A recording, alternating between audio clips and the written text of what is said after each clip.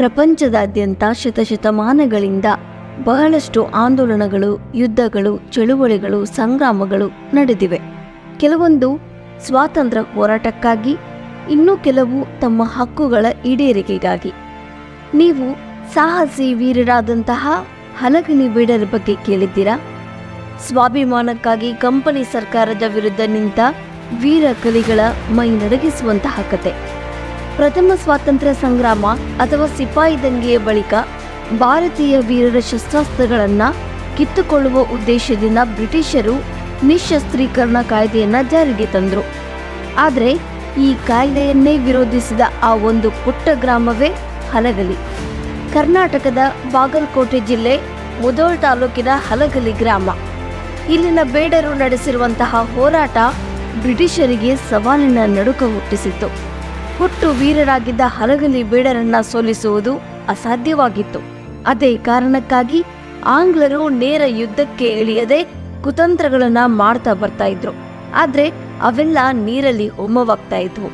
ಹೀಗಾಗಿ ಒಂದು ದಿನ ಹೇಡಿಗಳಾದ ಆಂಗ್ಲರು ಭಾರಿ ಸೈನಿಕರ ಜೊತೆಗೂಡಿ ಇಡೀ ಊರಿಗೆ ಬೆಂಕಿ ಹಚ್ಚಿದರು.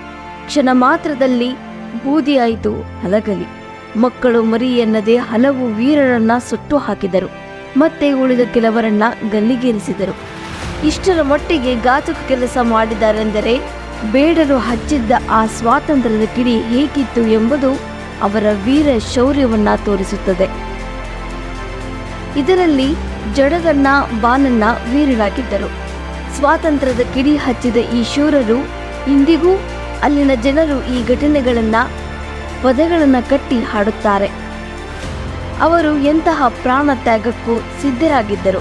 ಹಾಗಾಗಿ ಲಕ್ಷಾಂತರ ವೀರರ ಬಲಿದಾನದ ಪರವಾಗಿ ಜಡಗ ಮತ್ತು ಬಾನಣ್ಣ ಅವರ ಪ್ರತಿಮೆಗಳನ್ನ ಕಂಚಿನ ಪ್ರತಿಮೆಗಳನ್ನಾಗಿ ಸ್ಥಾಪಿಸಬೇಕೆಂಬುದು ಸ್ಥಳೀಯರ ಬೇಡಿಕೆಯಾಗಿದೆ.